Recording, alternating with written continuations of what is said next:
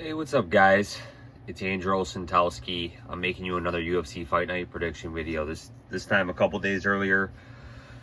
UFC Fight Night Holloway versus the Korean Zombie. It goes down Saturday, August 26, 2023 at 5 a.m. start time.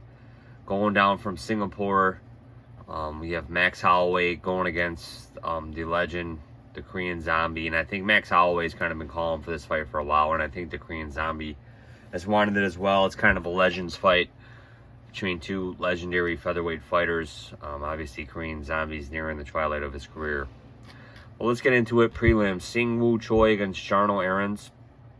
I mean, this is the fight that I was kind of looking to see if I could pick Aarons, man, but we just don't really have enough data, man. He's got some lousy wins on the regional scene over subpar competition. No shame in losing to William Gomis. We saw Gomis beat Francis Marshall. But we've just seen Francis Marshall lose again. So, Sungwoo Choi, he's coming off 3 straight losses, man. This guy kind of had a little bit of steam at one point, especially when he beat Arosa and all that. But I'm gonna side with Choi here, man. I just think he's just a more well-rounded fighter, more UFC experience, and the better fighter. And I just think they're looking to give the Asian fighter a win in his home territory.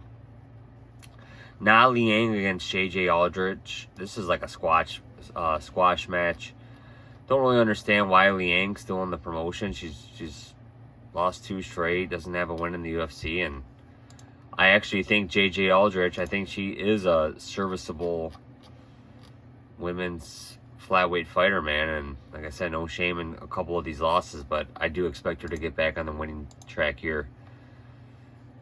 Yasuaku Kinoshita against Billy Goff. I'm going to side with Goff here, man. I think that betting odds are really close.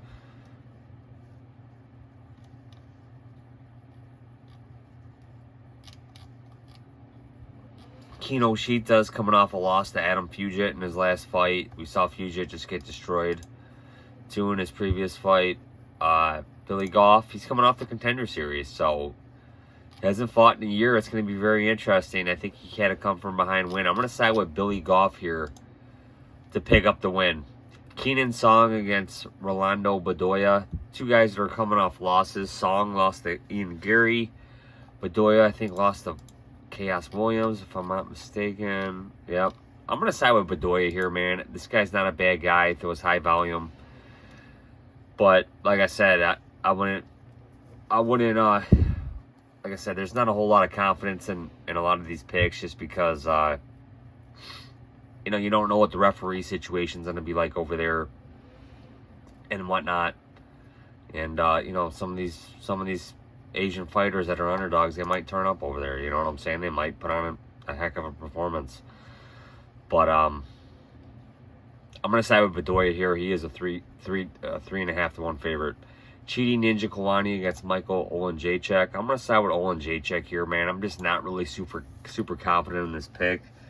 There's a huge reach disparity. Cheaty's got a huge reach disparity. I think Oleksiejczuk might pick up a greasy decision win here. I could also see him getting TKO'd in the first round by Cheaty.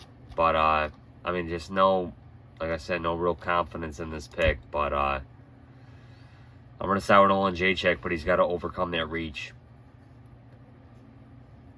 Toshiomi Kazama against Garrett Armfield. I'm going to side with Armfield here, man. I didn't think the guy looked that bad in his loss to David Onama. That was over a year ago when he fought Onama on short notice. He's had a couple other fights fall through. I think he's moved training camps.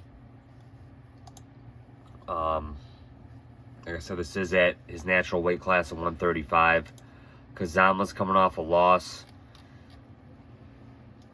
to Nakamura. No shame in that. He's got some other wins on his record. Like I said, Japanese prospect. But I'm going to side with Armfield here. Waldo Cortes-Acosta against Lucas Brzezinski. I'm going to side with Acosta, man. I think this guy is a serviceable heavyweight, and I'm going to pick him to win here. I just don't really think a whole lot of Lucas Brzezinski. Just lost to Carl Williams, lost to Boudet. I'm going to side with Acosta. Junior Tafa against Parker Porter. Tafa, I don't know. He did kind of impress me in his loss to Muhammad Usman. I thought he was, just going to gas that first round. But, he did get up from takedowns. Parker Porter, the UFC does not like this guy. They keep trying to feed him to the Tafa brothers, to all these knockout artists. He beat Braxton Smith. We saw what a joke Braxton Smith was. Parker Porter's a well-rounded fighter, man, but he might just be too slow. And I think he loses to Junior here, man. I think Junior picks up the knockout win. Aaron Blanchfield against Taila Santos. Don't really know what's going on with Taila Santos. She hasn't fought since that Shevchenko loss. Definitely a very strong fighter for the women's flyweight division. I'm going to side with Blanchfield here, man, but this is going to be a very interesting fight. It should probably be headlining a UFC fight night, honestly. But my pick will be Blanchfield. Rinya Nakamura against Fernie Garcia. I mean, I thought Garcia showed some real heart against Brady Heastand. Nakamura is a huge favorite in this fight, though, guys. He is a 8-1 favorite. I'm going to side with Nakamura here. Don't really know much about this guy, but I guess he's a Japanese prospect with a background in wrestling. I'm going to side with him here, man, but I just kind of hate to see Fernie Garcia kind of get fed to the, this might be his third straight loss in the UFC, and they'll probably cut him after this. But, I'm going to side with Nakamura. Giga Chikadze against Caceres. Chikadze hasn't fought in almost 2 years since his loss to Cater.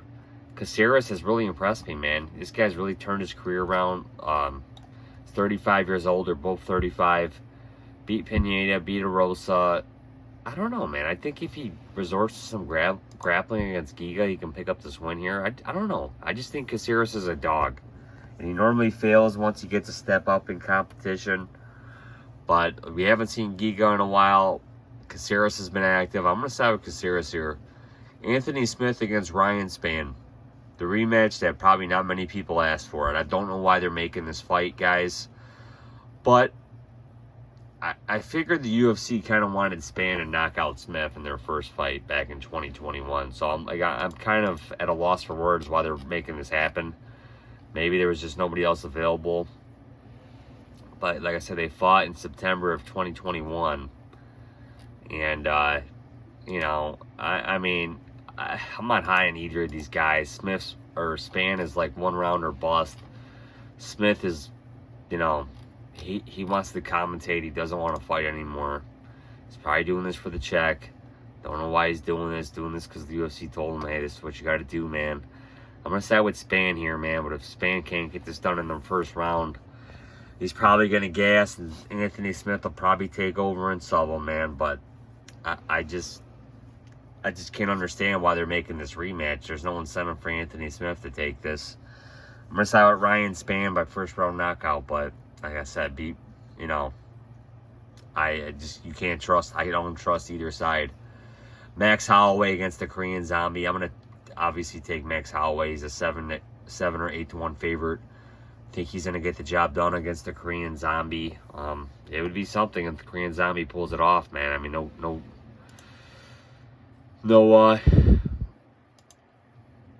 the guy's a great fighter.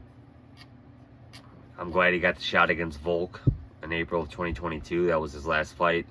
And his last win was against Ige in a fight night headliner. And he always kind of comes through in spots when he's an underdog like that. And like I said, I was on Ortega when Ortega was an underdog to the Korean Zombie. And like I said, the Korean Zombie's a big underdog here, so it would be a heck of a story, man. I mean, I've long thought that Max Holloway would end up declining, not looking good. I thought Arnold Allen had a shot against him.